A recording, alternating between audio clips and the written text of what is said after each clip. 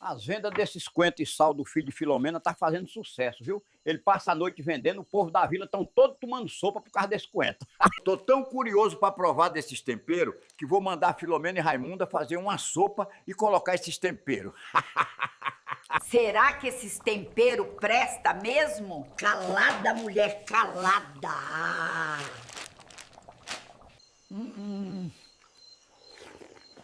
A sopa tá boa, viu, Ximaria? Os temperos são bons mesmo. Estão mexendo aqui, com certeza foi o velho buliçoso. Vou ter que esconder e trancar essa minha mercadoria. Aquele velho é trabalhoso. Cara, esse velho é muito pervertido pelo cheiro ele colocou na sopa. Espero que ninguém tenha tomado essa sopa. Eu vou logo jogar fora essa sopa. Eles estão atrás de mim! Eles estão atrás de mim!